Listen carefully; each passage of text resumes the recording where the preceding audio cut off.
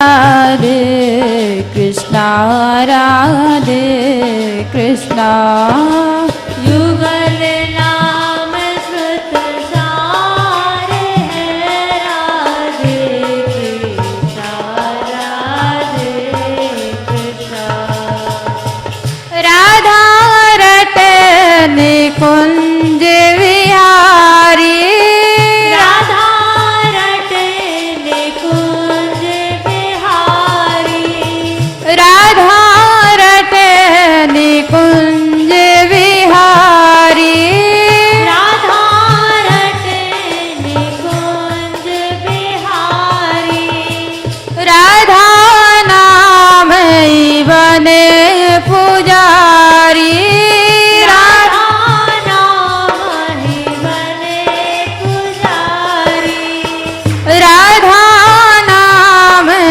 बने पुजारी राधा नाम बने पुजारी राधा ही रस सार है राधे कृष्णा राधे कृष्णा राधा ही रस सार है राधे कृष्णा राधे कृष्णा राधा ही रस सार है राधे कृष्णा राधे कृष्णा राधा ही रस सार है राधे कृष्णा राधे कृष्णा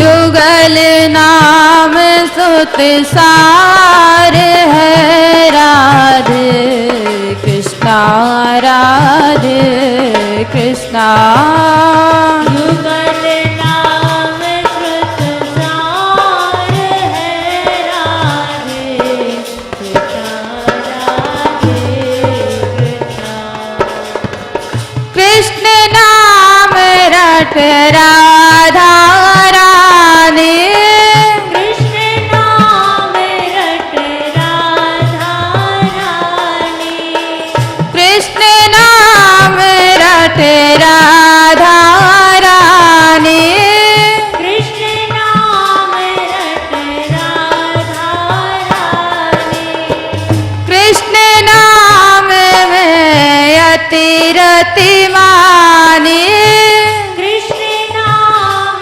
में अति रति मानी कृष्ण नाम में अति रति मानी कृष्ण नाम में अति रति मानी कृष्ण नाम उद्धार है राधे कृष्णा राधे कृष्णा कृष्ण नाम उद्धार है राधे कृष्णा राधे कृष्णा कृष्ण नाम उद्धार है राधे कृष्णा राधे कृष्णा कृष्ण नाम उद्धार है राधे कृष्णा राधे कृष्णा युगल नाम सुत सार है राधे कृष्णा राधे कृष्णा युगल नाम सुत सार है राधे कृष्णा राधे कृष्णा युगल नाम सुत सार है राधे कृष्णा राधे कृष्णा युगल नाम सुत सार है राधे कृष्णा राधे कृष्णा। 「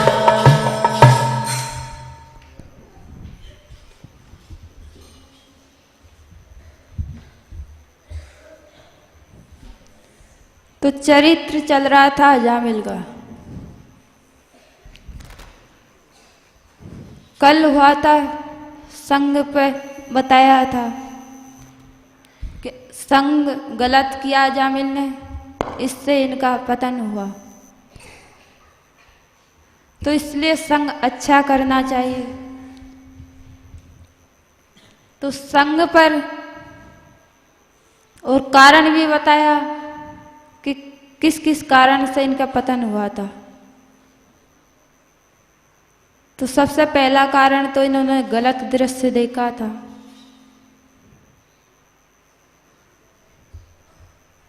दूसरा, नाभाजी कहते हैं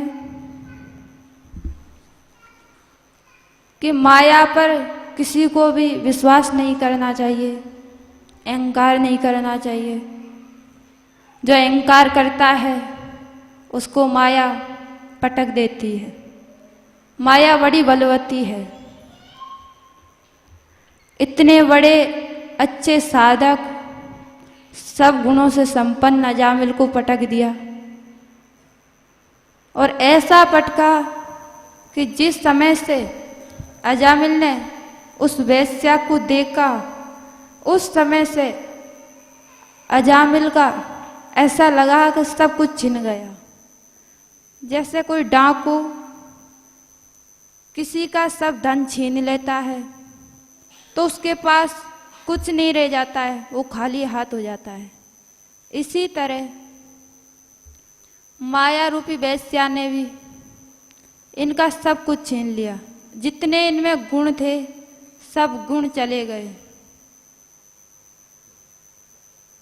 ऐसा नहीं कि कोई भी व्यक्ति जब गिरता है तो वो कोशिश करता है उठने की, पर माया जिसको पकड़ लेती है छोड़ती नहीं है। ऐसा नहीं सोचना चाहिए कि इन्होंने जानबूझ के ऐसा किया है। जानबूझ के नहीं किया, इन्होंने बहुत कोशिश की अपने आप को संभालने की, पर माया रूपी वेश्या ने ऐसा जकड़ लिया कि छूट नहीं पाए, और रात दिन उसी का ही चिंतन करने लग गए। वेश्या का ही चिंतन करने लग गए रात दिन। और वेश्या से आखिर में मिलने के बाद अपना तन मन धन सब कुछ उनको दे दिया। एक तरह से वेश्या के हाथ की कठपुतली बन गए।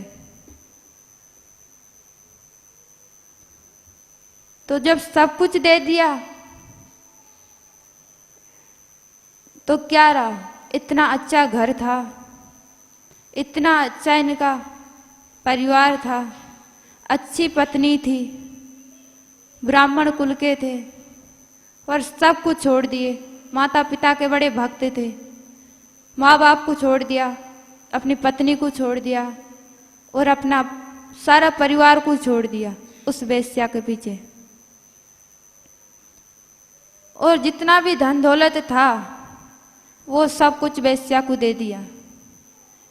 घर में जो भी कुछ था सब दे दिया। और जब जीव कोई किसी के अधीन हो जाता है तो उसके घर में जितना रहता है वो लुटा देता है, तो फिर रहता ही क्या है? कुछ नहीं बचता है। जब कुछ नहीं बचा तो वेश्या तो किसी की होती नहीं है। उनको तो धन होता है तभी तक वो किसी की रहती है। जब तक धन देते रहो वो बात करेगी, अगर धन नहीं दोगे तो बात भी नहीं करेगी। तो अब तो अजामिल ये मौका देखता रहता कि इसको धन कहाँ से लाएं, इसको कैसे हम प्रसन्न करें। तो चोरी करने लगा। नाभाजी कहते हैं चोरी क्या, इन्होंने ऐसा कोई कर्म, पाप कर्म कोई भी ऐसा नहीं था जो इन्होंने नहीं किया। जितने भी खराब कर्म होते हैं वो सब ये अजामिल करने लग गया।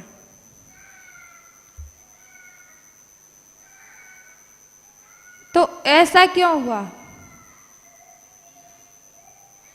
इतने अच्छे साधक इतना पतन के मार्ग पर गया तो नाभाजी कहते हैं कि ये माया इतनी बलवती है, नारी माया विष्णु प्रगट, ये विष्णु की प्रकट की हुई माया, इससे जीव का बचना बड़ा कठिन है।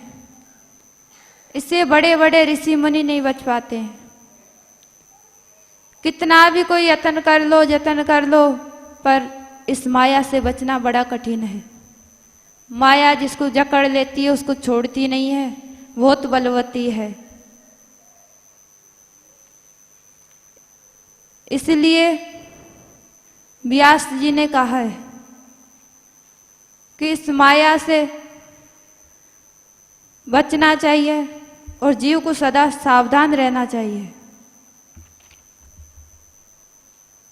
अब सावधान कैसे रहें? सावधान यही कि कोई भी साधक है उसको एक आसन पर अपनी बहन के साथ, बेटी के साथ, माँ के साथ भी नहीं बैठना चाहिए। एक आसन का अर्थ ये नहीं कि उसके पास बिल्कुल ना बैठो, ये नहीं कहा व्यास जी ने। व्यास जी ने कहा है कि एकांत में नहीं बैठना चाहिए। एकांत में चाहे अपनी सगी बहन है, माँ है, कोई है, पर एकांत में एक आसन पर नहीं बैठना चाहिए। मात्रा शुद्रा दुहित्रा व नाविवक्ता सनो भवेत्, बलवान इंद्रिय ग्राम विद्वान सब मपी करशति। व्यास जी कहते हैं कि इंद्रियां इतनी बलवान है कि बड़े बड़े विद्वानों को भी गिरा देती है। बड़े बड़े विद्वान भी इससे नहीं बच पाते हैं। तो यहां पर व्यास जी के शिष्य जो जैमिनी जी थे, उनको ये बात अच्छी नहीं लगी। जब व्यास जी ने ऐसा कहा कि अपनी बेटी बहन के साथ भी नहीं बैठना चाहिए और ये इंद्रियां बड़े बड़े विद्वानों को भी नहीं छोड़ती है, माया इतनी प्रबल है, तो विद्वान को भी सदा सावधान रहना चाहिए। तो यहाँ पर उदाहरण के रूप में आता है कि जो उनके शिष्य जैमिनी जी थे, उनको ये बात अच्छी नहीं लगी कि गुरुजी ऐसे कैसे कह रहे हैं। अरे कोई एक विद्वान को इंद्रियां पटक दे, ऐसे कैसा हो सकता है? वो विद्वान है, सब प्रकार से सब जानता है, इंद्रियां उसके बस में होती है विद्वान के, फिर इंद्रियां उसको कैसे पटक देगी? तो ये बात उनको अच्छी नहीं लगी। अच्छी क्यों नहीं लगी? क्योंकि उनमें विद्वत्ता का अहंकार था। जिसके अंदर अहंकार होता है उसको किसी की बात सुनना अच्छा नहीं लगता है। थोड़ा भी अहंकार होता है तो किसी की शिक्षा को समझ नहीं पाता है। वो अपने अहंकार के मध्य में सोचता है कि मेरे से ज्यादा विद्वान कौन है। जैसे रावण अहंकारी था और अहंकार के वश हनुमान जी रावण को उपदेश देते हैं। तो हनुमान जी उनके इष्ट है, शिव जी के अवतार है, शिव जी रावण का इष्ट है। तो हनुमान जी कहते हैं विनती करो जोर कर रावण, हाथ जोड़कर कहते हैं हे रावण, मैं तुमसे प्रार्थना करता हूं, तू ये अहंकार को छोड़कर मेरा ये उपदेश सुन। शिक्षा की बात कह रहा हूं, श्री राम से बैर मत कर, सीता जी को लौटा दे। पर रावण में इतना अहंकार था कि रावण को ये बात बिल्कुल अच्छी नहीं लगी और रावण ने हनुमान जी से कहा। जैसे ही हनुमान जी ने कहा वैसे ही रावण बड़ा जोर से हंसा और कहने लगा, बोला व्यस महाअभिमानी, मिला हमें कपि गुरु बड़ ज्ञानी। रावण ने कहा हनुमान जी से कि वाह, अभी तक तो रावण ज्ञान देता था दुनिया को, क्योंकि रावण से बड़ा विद्वान संसार में कोई था ही नहीं। उस समय इतना बड़ा विद्वान था, पर वो उसके अहंकार ने पटक दिया उसको। तो रावण बोला, वाह देखो, अभी तक तो रावण दुनिया को ज्ञान देता था, वेद शास्त्र पढ़ के सुनाता था, पर आज ये बंदर रावण का गुरु बन गया। जो बंदर है, इस डाली पर उस डाली पे बैठा, इससे उस पे बैठा, वो बंदर आज रावण को शिक्षा दे रहा है। और रावण क्रोध में आ गया, और क्रोध में आके रावण ने कहा, इसको बंदर को बांध लो और बांध के इसकी पूंछ को जला दो। तो ये अहंकार जिसमें भी होता है, वो किसी की भी शिक्षा सुनना अच्छा नहीं समझता है। इसी तरह जब व्यास जी ने कहा कि बलवान इंद्रिया विद्वानों को भी खींच लेती है, तो जैमिनी जी बोले, वाह गुरु जी, कैसे खींच लेगी, हम देखते हैं हमको कैसे खींचती है। व्यास जी समझ गए इसके अंदर अहंकार आ गया है, और अहंकार तो भगवान से बहुत दूर कर देता है जीव को। इतना दूर कर देता है कि कभी कभी तो कई कई जन्म लग जाता है अहंकार के कारण भगवान से मिलने मर।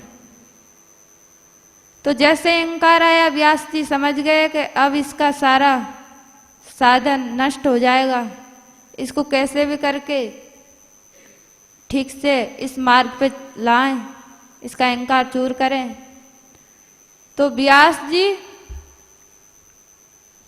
उस समय तो कुछ नहीं बोले, और जैमिनी जी अपने जो जंगल में कुटिया बना रखी थी उसमें चले गए, जाकर अपना साधन में लग गए, साधन करने लग गए। व्यास जी ने पीछे से एक स्त्री का रूप बनाया, और माया से ऐसा आंधी तूफान प्रकट किया। अब घोर जंगल, इतना आंधी तूफान, जानवरों का डर, और वो स्त्री जाके जैमिनी जी के दरवाजा खटखटाने लगी, और बड़े मीठे ढंग से बोलने लगी, अरे महाराज, मैं अनाथ हूँ, मैं अपने साथियों के साथ आई थी, अपने पति के साथ आई थी, उससे बिछुड़ गई हूँ अंधेरा में। इतना अंधेरा है, इतना आंधी तूफान आ रहा है, अब मैं अकेली कहाँ भटकूंगी रात को, इस जंगल में मैं मार्ग भटक गई हूँ, मुझे थोड़ा कोई आज की रात आप आश्रय दे दीजिए, आज अपने इस कुटिया में शरण दे दो, मैं सुबह जैसे ही थोड़ा उजाला होगा मैं चली जाऊंगी। अब जैमिनी जी बोले, अंदर से ही दरवाजा तो खोला नहीं कि यहाँ पर कोई स्त्री नहीं रुकती है, मैं किसी स्त्री को अपने आश्रम में नहीं ठहराता हूँ, तुम कहीं दूसरी जगह ढूंढो, यहाँ पर किसी को मैं स्त्री को शरण नहीं देता हूँ। तो वो स्त्री बड़ी विनय करने लगी, महाराज देखो, जानवर चारों तरफ से आवाजें कर रहे हैं अनेक तरह की, और इस घोर अंधेरा में मैं कहाँ जाऊं, यहाँ तो कुछ दिखता भी नहीं है कि किसी की कोई कुटिया आश्रम या कोई गांव दिखे। आखिर में जब इतनी विनय प्रार्थना की तो जैमिनी जी को दया आ गई। भक्ति तो थे ही, भक्त के अंदर दया तो होती है, तो दया आ गई और बोले, अच्छा ठीक है, मैं अपनी इस कमरे में तो नहीं ठहरा सकता हूँ तुम्हें, तुम दूसरे बगल की कुटिया में चले जाओ और उसमें अपनी रात बिताओ, अंदर से बंद कर देना, और एक बात ध्यान दे के सुनो, अगर रात में कोई भी दरवाजा बजाए तो खोलना नहीं, चाहे वो मैं ही क्यों ना हूं, कोई कितना दरवाजा बजाए, कोई कितनी आवाज लगाए, दरवाजा नहीं खोलना, और सुबह चली जाना। वो स्त्री उसमें ठहर गई, उसने अंदर से बंद कर लिया, और वो तो व्यास जी थे, उनको तो उनका अहंकार नष्ट करना था। रात में अब माया कैसे किस पे आक्रमण करती है इसको समझना बड़ा कठिन है। कैसे विद्वानों को भी अपने उसमें जकड़ लेती है। अब जैसे ही अंधेरी रात हुई, बादल गरज रहे और जैमिनी जी के मन में आया कि अरे ये जो सुंदरी हमसे बात कर रही थी इसका हमने चेहरा तक नहीं देखा, कितने मूर्ख हैं हम, उसका चेहरा तो देख लेना चाहिए वो कैसी है, नहीं तो वो तो सुबह होते ही चली जाएगी, हमने उससे कह दिया। अब वो रात में बाहर निकले अपने कुटिया से और उनके दरवाजा बजाने लगे, अरे सुंदरी गेट खोलो। अब वो गेट नहीं खोले क्योंकि उन्होंने पहले ही कह दिया था कि कोई गेट बजाए तो खोलना नहीं। उन्होंने बहुत कहा, उसने गेट नहीं खोला। बोली महाराज आपने ही तो कहा है कि गेट नहीं खोलना, तो मैं कैसे खोल दूं, मैं तो आपकी आज्ञा का पालन करूंगी, मैं आपके लिए गेट नहीं खोल सकती। तो आखिर में जैमिनी जी से रहा नहीं गा और वो सोचने लगे कि ये तो गेट खोलेगी नहीं, ये तो हमारी आज्ञा का पालन करेगी और हमको इसको देखना है। और वो छत पे चढ़े और चढ़ के कुटिया का छप्पर काटा और ऊपर से कुटिया में घुस गए। तो वो तो व्यास जी थे, उनकी परीक्षा लेने आए कि किस तरह से विद्वान अपने विद्वत्ता का अहंकार में, तुम जिस अहंकार में घूम रहे हो वो अहंकार को माया किस तरह चूर कर देती है, उस अहंकार को नष्ट करना था। तो जैसे वो अंदर कुटिया में गए तो देखा वहाँ पर स्त्री विस्त्री कोई नहीं, वहाँ पर तो व्यास जी बैठे, उनके गुरुदेव।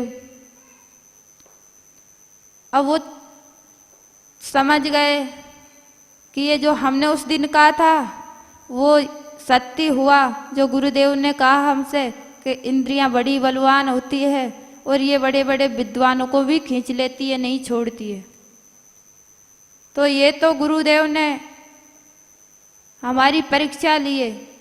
अब तो इतने लज्जित हो गए और लज्जित होकर व्यास जी के चरण पकड़ ले, चरण पकड़ के क्षमा मांगने लगे, गुरुजी क्षमा करो, उस दिन हमने आपसे हट करी थी अहंकार के कारण और माना नहीं आपका उपदेश, इसलिए आप अब हम पर कृपा करो कि आगे हम पर फिर से इस माया का आक्रमण ना हो, क्योंकि इससे बचना बड़ा कठिन है, हमारे वश का नहीं है कि इससे बच सके।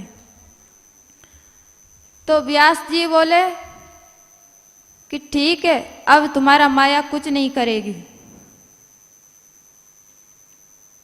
तो इसी तरह जो अहंकार करता है उसका अहंकार ठाकुर जी को बिल्कुल अच्छा नहीं लगता है। अहंकार से तो इतने चिढ़ते हैं ठाकुर जी, गर्भ गोपाल ही भावत ना है।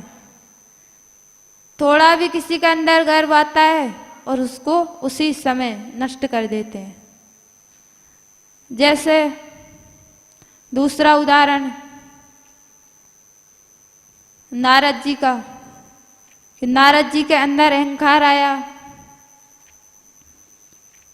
अहंकार क्यों आया? अहंकार आया था नारद जी के अंदर। नारद जी एक बार तपस्या कर रहे थे और वहां कामदेव गया, और कामदेव गया तो कामदेव ने गया तो था इनको गिराने के लिए।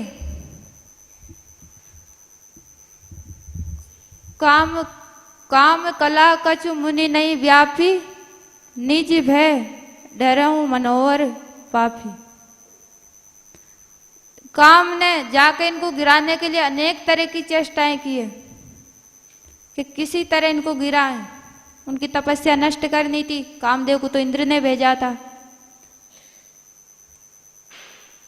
सारी अपनी जितनी भी काम कलाएं होती है वो सब दिखाने लगे, सारे हाव भाव, पर नारद जी पर उसका कोई असर नहीं हुआ।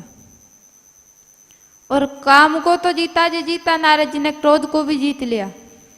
न तो इनको काम पैदा हुआ न क्रोध आया। पर 3 शत्रु जीव कैसे होते हैं, अगर कोई जीव एक से बचता है दूसरा पटक देता है, अगर दूसरा से बचता है तो तीसरा तो पटक ही देता है। ये ऐसे शत्रु है कि इनसे बचना बड़ा कठिन है। इससे तो एकमात्र भगवान की कृपा हो जाए, दया हो जाए संत महापुरुषों की, तो ही जीव बच सकता है। इससे बड़ा कठिन है बचना। तो इसी तरह नारद जी ने 2 शत्रुओं पे तो विजय प्राप्त कर ली, काम पर, क्रोध पर जो तीसरा था अहंकार, उस अहंकार को नहीं जीत पाए। जैसे ही काम पे विजय प्राप्त करी, वैसे ही अहंकार ने इनके हृदय में घर कर लिया और सोचने लगे। कामदेव तो डर चला गया क्षमा प्रार्थना करके, और उसके बाद में सोचने लगे, देखो हमें कितनी शक्ति है जो हमने काम को जीत लिया, और काम को जीत के क्रोध को भी जीत लिया। जिस क्रोध को शिव जी भी नहीं जीत पाए, शिव जी भी क्रोध के वशीभूत होके कामदेव को जला दिया था। पर हमने तो दोनों उनको ही जीत लिया, और उनको ये नहीं समझ में आया कि हमने अभी अहंकार को नहीं जीता, अहंकार तो हमारे अंदर आ गया। जब ये अहंकार आया कि देखो हमने काम को जीत लिया, तो वो जब किसी में अहंकार आता है तो अपनी तारीफ करने लगता है। किसी के भी अंदर जब अहंकार होता है तो अपनी तारीफ करता है, और जब अहंकार नहीं होता है तो वो दीनता में बोलता है। तो नारद जी शिव जी के पास गए और शिव जी से जाके सारी अपनी जो काम की कथाएं थी सब सुना डाली कि देखो शिव जी, इस तरह से हमने ऐसे ऐसे कामदेव आया था और वो मेरा कुछ नहीं कर पाया, हार मान के चला गया। अब शिव जी सोच रहे हैं कि तेने काम को तो जीत लिया पर अहंकार को नहीं जीता है अभी। तो शिव जी बोले कि नारद जी देखो, मैं एक तुम्हें बहुत अच्छी बात बताता हूँ, तुमने ये बात मेरे से तो कह दी, पर कहीं श्री हरि से मत कह देना। अगर ये प्रसंग चल भी जाए, वो चला भी दे भगवान, तो इसको छिपा जाना, अपनी तारीफ मत करना। ये शिव जी ने तो कहा था हित के कारण कि अगर ये अपनी तारीफ करेंगे तो भगवान को अच्छा नहीं लगेगा। पर नारद जी, जिसके अंदर थोड़ा अहंकार आ जाता है, उसको तो किसी की अच्छी शिक्षा भी अच्छी नहीं लगती है, उल्टी लगती है। नारद जी बोले, वाह वाह भोले बाबा, तुम्हें तो हमारी तारीफ अच्छी नहीं लगती है। उनसे कुछ नहीं बोले, चले गए। सोचते जा रहे, वाह ये चाहते हैं कि विष्णु भगवान हमारी तारीफ से प्रसन्न हो जाएंगे ज़्यादा, तो इनको चिढ़ हो जाएगी, इसलिए ये कहना चाहते हैं कि उनसे अपनी कुछ मत कहना। पर मैं ऐसा क्यों करूँगा, मैं तो समझदार हूँ, मैं तो अपनी सब बता दूंगा जो भी मैंने किया है। और विष्णु भगवान के पास गए, जाके सारी अपनी कथाएं जा सुनाई। तो विष्णु भगवान के पास जैसे जाके अपनी सारी बातें बताई, समझ गए। भगवान तो सब कुछ जानते अंदर की, इनके अंदर अहंकार आ गया है। नारद कहूँ सहित अभिमाना, कृपा तुम्हारी सकल भगवाना। नारद जी कह तो रहे कि हे प्रभु, आपकी कृपा से मैंने काम पर विजय प्राप्त की है।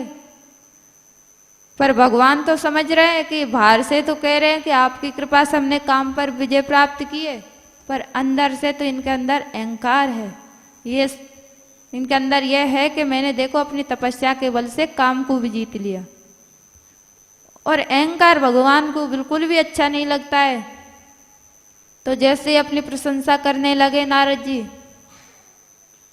वैसे ही भगवान ने उनके सामने तो उनकी खूब तारीफ करी, पर मन में सोच रहे कि तुम्हारा इस जो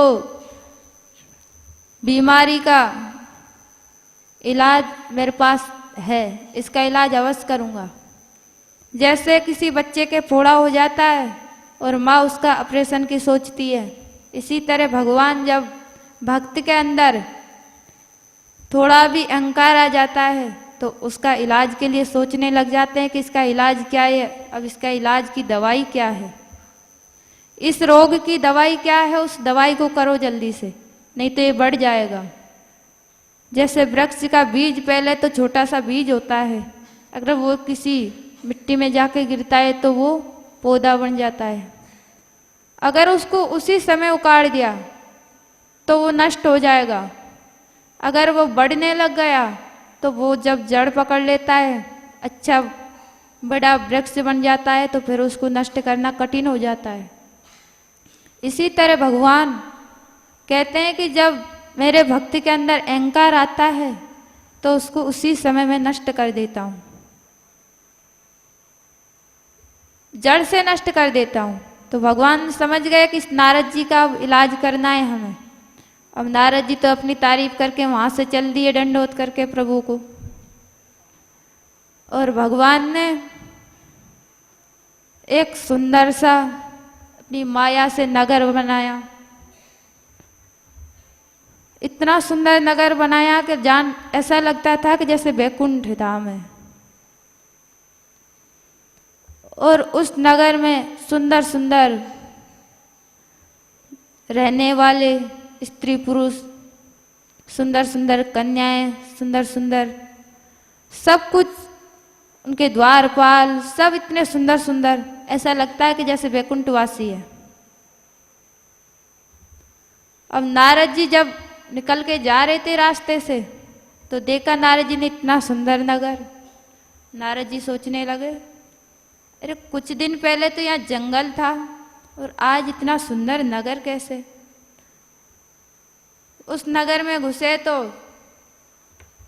सोचा चलो हमको ध्यान नहीं होगा यहाँ पहले से ही नगर हो, तो उस नगर में जाके नगरवासियों से पूछा यह इस नगर का राजा कौन है, तो उन्होंने राजा का नाम बताया। राजा के पास गए तो वहां जाके पता चला कि राजकुमारी का स्वयंवर है, वो वरमाला डालना चाहती है।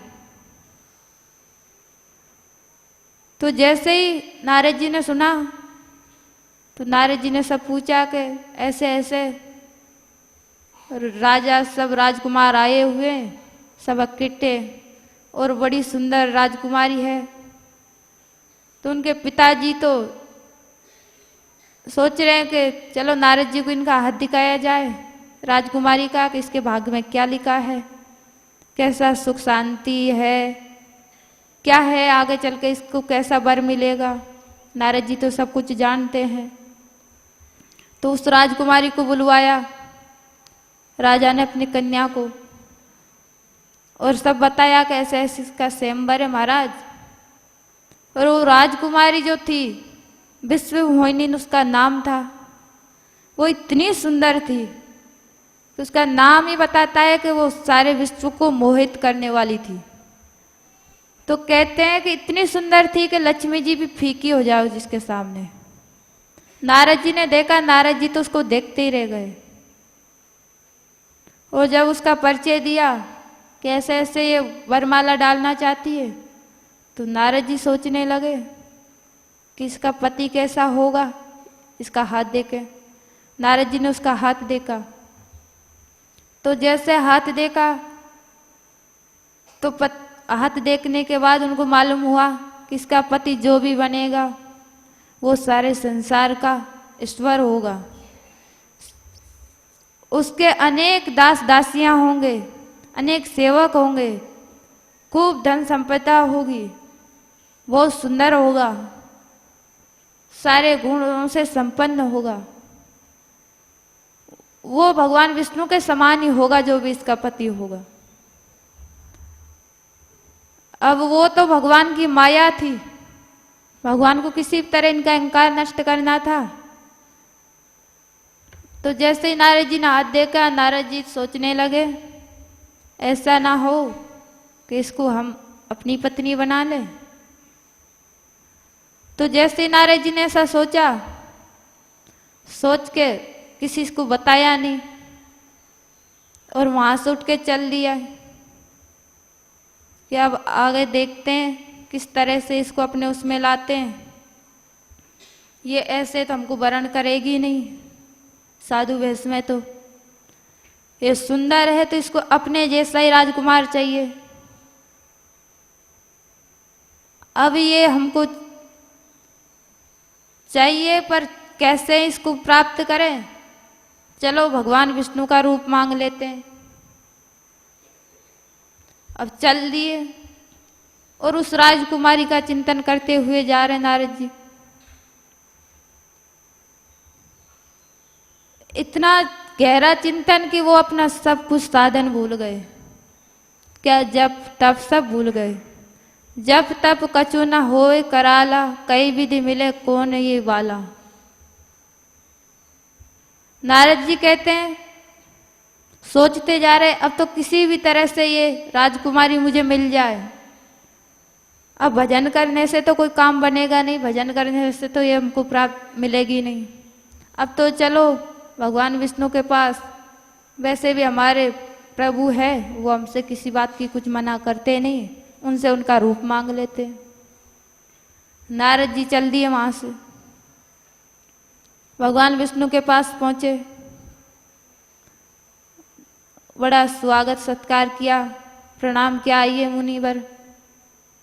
नारद जी बोले प्रभु बैठने की का समय नहीं है, कुछ काम से आए हैं, आप उस कार्य को पूरा कीजिए। बोलिए नारद जी क्या चाहिए। नारद जी बोले प्रभु कुछ समय के लिए अपना रूप दे दो हमें। तो भगवान तो सब कुछ जानते थे, हंसने लगे, बोले क्यों आज कैसे रूप की जरूरत पड़ गई नारद जी। प्रभु आपने तो अपना घर बसा रखा है, अब हम सोचते हैं हमारा बहुत जीवन बीत गया ऐसे ही घूमते घूमते, हम भी अपना घर बसा लें। तो प्रभु बोले वाह नारद जी ये तो बहुत अच्छी बात है, हम तो इसको सुन के बड़े प्रसन्न हुए। हम तो चाहते हैं कि सब किसी का घर बसता अच्छा लगता है। लीजिए आप रूप और बसाइए अपना घर। अब भगवान तो वो तो माया थी सब, भगवान को तो किसी तरह अहंकार नष्ट करना था, वो कौन से अपने रूप देने वाले। भगवान ने नारद जी को बंदर का रूप दे दिया। ओ बंदर का रूप दे दिया, नारद जी समझ नहीं पाए माया के वश, वो चल दिए। उसी राजा के पास पहुंचे जहां राजकुमारी का स्वयंवर रचाया जा रहा था। अब देखा वहां अनेक राजकुमार बैठे, एक से एक सुंदर। उसी में जाके नारद जी भी बैठ गए और सोच रहे हैं कि अब तो तीनों लोकों में हमारे बराबर सुंदर कोई है ही नहीं, क्योंकि विष्णु भगवान तो तीनों लोकों में ऐसे है जो सबसे सुंदर है, और उनका रूप हमने ले लिया तो हमसे बढ़कर सुंदर कौन होगा। अब तो निश्चित है कि राजकुमारी हमको ही वरण करेगी, इसमें तो कोई शंका नहीं है। वो जाके बैठ गए। अब जो देखे वही हंसे, पर खुले में हंस भी नहीं सकता, क्योंकि नारद जी के श्राप से डर लगे कि भाई ऋषि है, कि श्राप दे दिया तो और गड़बड़ हो जाएगा। तो सब नीचा सिर कर करके हंस रहे। और शिव जी के 2 गण बैठे थे, उनके पास जाके नारद जी बैठ गए। वो बड़े जोर जोर से हंसने लगे। अब नारद जी सोच रहे हैं कि हंसने दो, चलो अब क्या टोके, बाद में देखेंगे इनको क्यों हंस रहे थे। राजकुमारी आई, माला हाथ में लिए, अपनी सखियों के साथ आ रही है। आके देखने लगी, सारी सभा में घूमी कि कौन ऐसा है जो मेरे योग वर हो। और नारद जी तो ऊंचे हो के देख रहे कि ये तो गले में मेरे में ही आएगी माला तो, और किसी के में जा ही नहीं सकती, क्योंकि मैं ही सबसे सुंदर हूँ। और राजकुमारी जैसे ही नारद जी ऊंचा मुंह करके देखें वैसे ही नीचा सिर कर लेती है, क्यों इतने बड़े बड़े दांत निकले और बंदर का मुंह। और वो जो राजकुमार बैठे सभा में उनसे भी ज्यादा गया बीता मुंह, कौन इनको वरण करेगा। अब तो आखिर में भगवान तो समझ गए कि राजकुमारी तो हमारी वाट देख रही है, वो तो हमको ही वरण करेगी। भगवान एक सुंदर से राजकुमार को रूप धारण करके गए, और जैसे ही सभा में जाके बैठे वैसे ही राजकुमारी ने उस माला को भगवान विष्णु के गले में डाल दिया, और भगवान विष्णु लेके चले आए। नारद जी समझ नहीं पाए, क्योंकि वो भगवान भी अपना रूप छिपा के आए थे, राजकुमार का रूप धर के आए थे। बाद में पता चला कि वो भगवान विष्णु थे। तो नारद जी सोचने लगे कि हम इतने सुंदर है, हमको माला क्यों नहीं पहनाई राजकुमारी ने, कारण क्या है। तब तक वो जो शिव जी के गण थे, जैसे ही भगवान विष्णु उसको लेके चले विश्व मोहिनी को, वैसे ही और जोर जोर से हंसने लगे। अब तो नारद जी का क्रोध बढ़ता गया, और आखिर में बोले, अरे तुम क्यों हंसते हो, तुमको शर्म नहीं आती है, एक साधु की इतनी हंसी उड़ाते हो, एक मुनि का श्राप से तुम्हें डर नहीं लगता है। और क्रोध में आके उनको श्राप दे दिया, जाओ तुम राक्षस बन जाओ। तो वो जो शिव जी के गण थे बोले, महाराज हम तो राक्षस बन जाएंगे ठीक है, पर आप थोड़ा अपना चेहरा तो देखो कि आपका चेहरा कैसा है। वो तो राक्षस बन गए। नारद जी वहां से चले, जाके अपना चेहरा देखा जल में, तो दिखाई दिया बंदर का मुंह।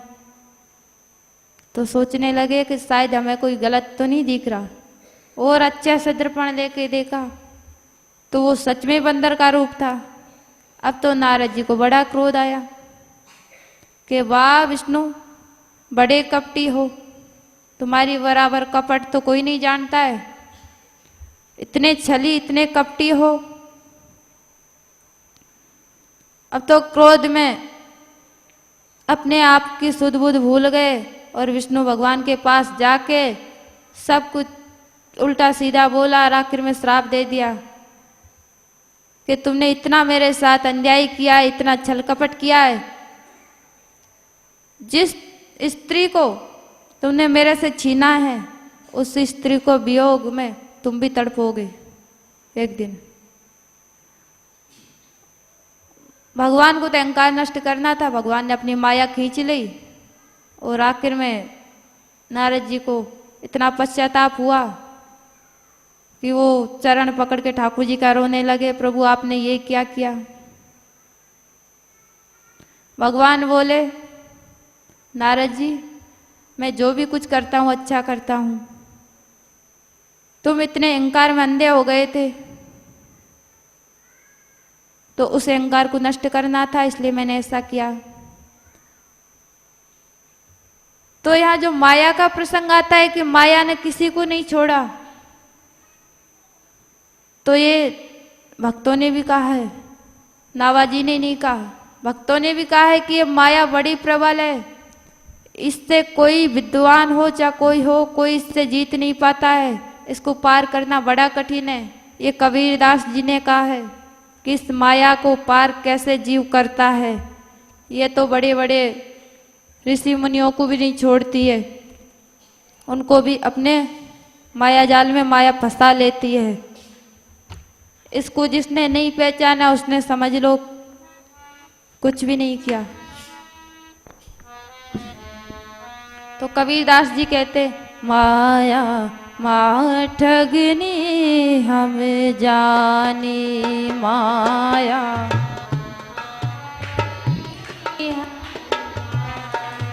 माया माँ ठगनी हम जाने माया ठगनी हम जाने माँ ठगनी हम जाने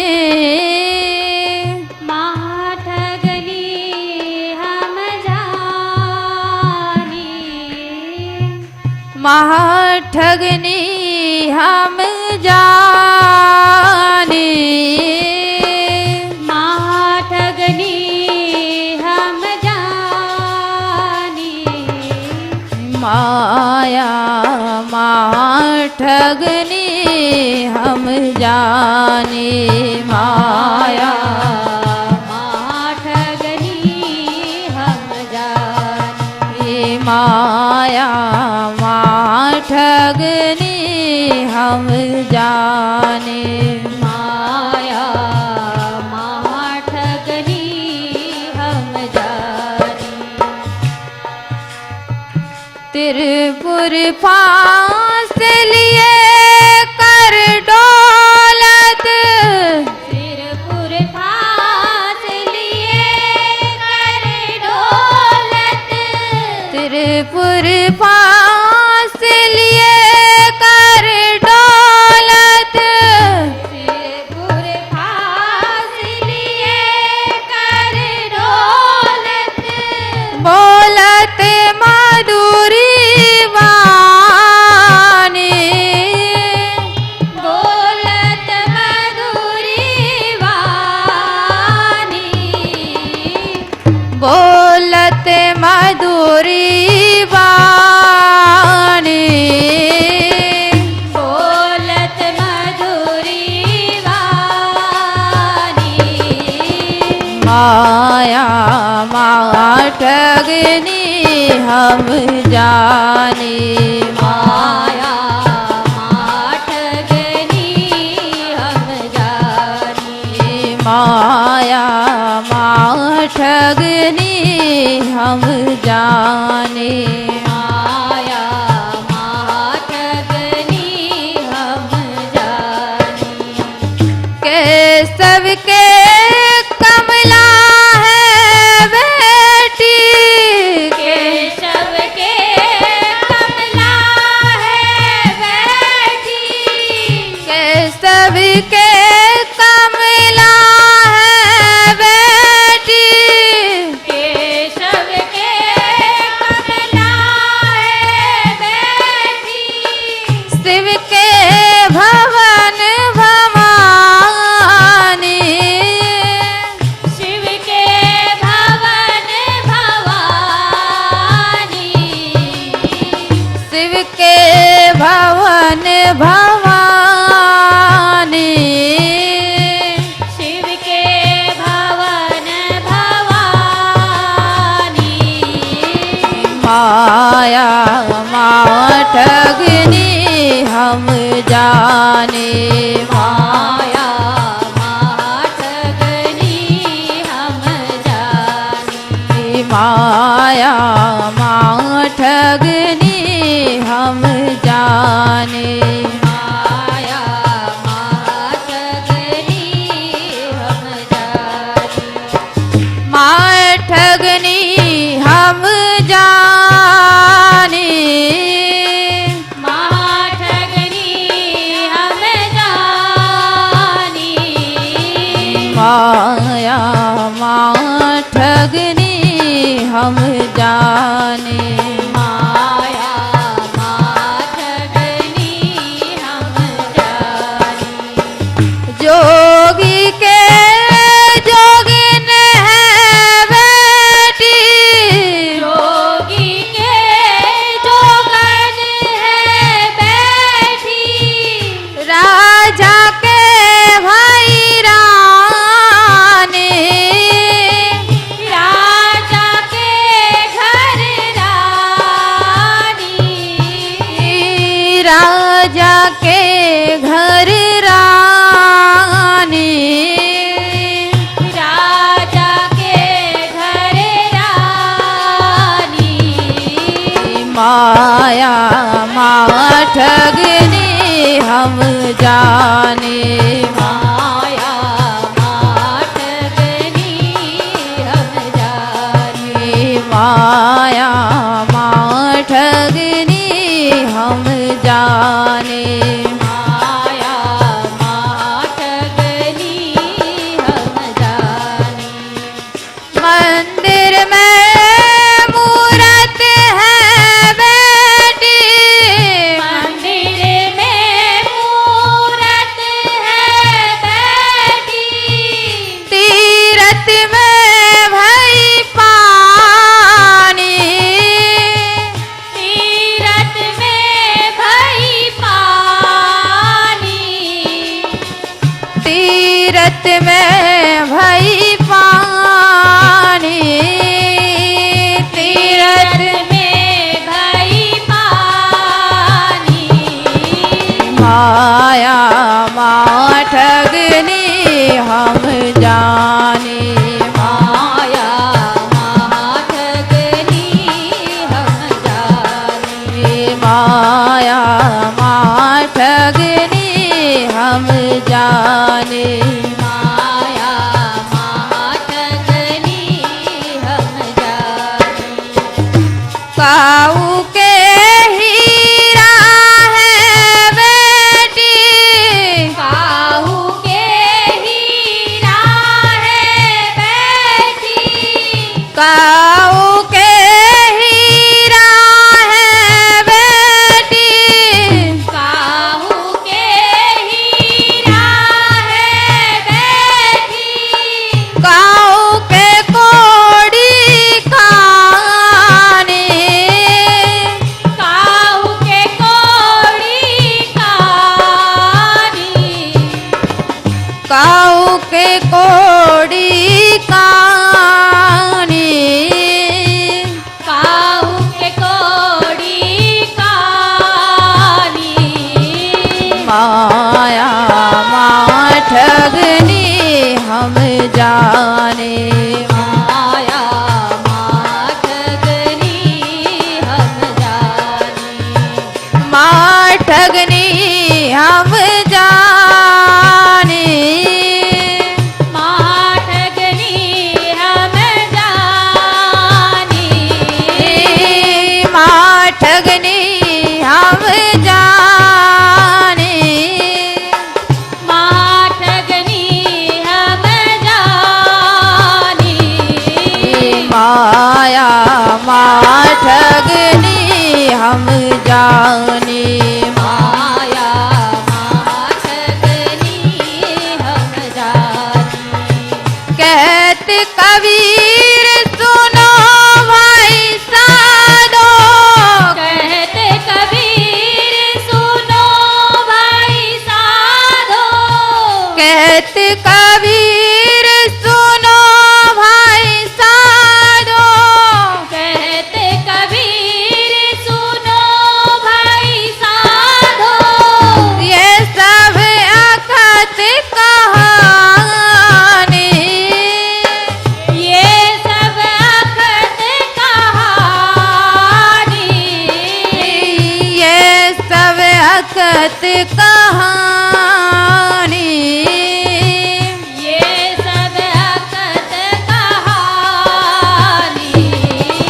माया माँ ठगनी हम जाने, माया माँ ठगनी हम जाने, माँ ठगनी हम जाने, माँ ठगनी हम जाने,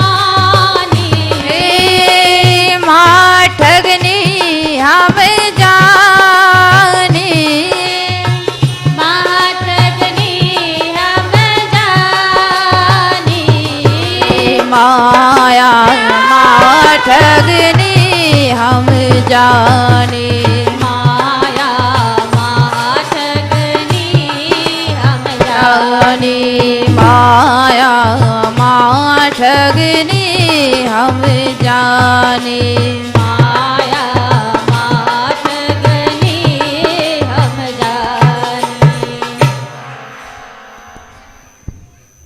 तो जो कबीरदास जी ने कहा है ये सत्य है कि माया इतनी महाठगनी है, इतनी बलवती है कि इसको समझना बड़ा कठिन है। ये किस तरह किसको गिराती देती है, किस तरह किसको पटक देती है, कोई जीव समझ नहीं पाता है।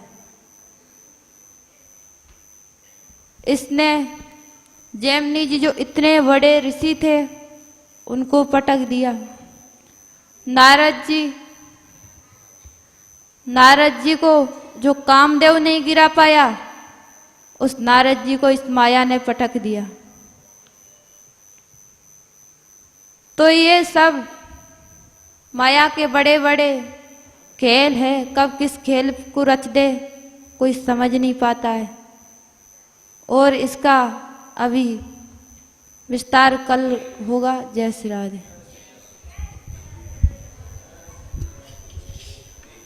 राधे किशोरी दया करो,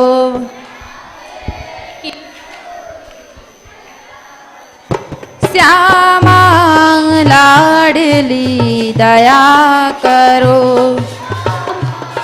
लाडली दया करो। हमसे दीन ना कोई जग में, हमसे दीन ना कोई जग में। भानु दया की तनक डरो राधे, भानु दया की तनक डरो राधे किशोरी दया करो, राधे किशोरी दया करो। सदा ढरी दीनन पे श्यामा, सदा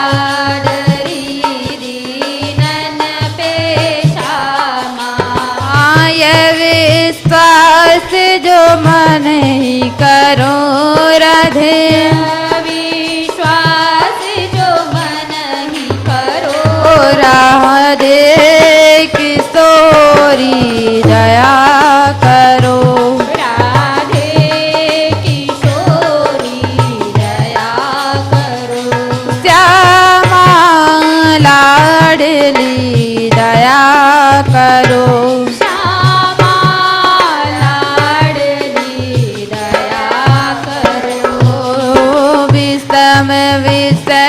विषय जाल माल में, विषम विषय विषय ज्वाल माल में। विविध ताप तापन जुझरो राधे, विविध ताप तापन जुझरो राधे किशोरी दया करो,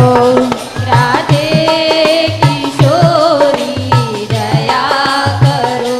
श्यामा लाडली दया करो।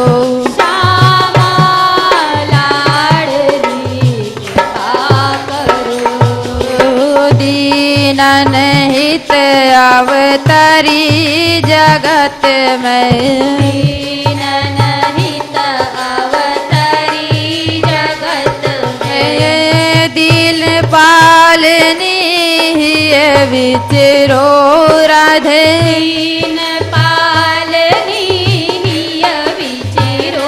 राधे किशोरी दया करो, राधे किशोरी दया करो। दास तुम्हारो आस और की, दास तुम्हारो आस और की। हरो विमुख गति को जागरो राधे, विमुख गति को जागरो राधे किशोरी दया करो, राधे किशोरी दया करो। श्यामा लाडली दया करो,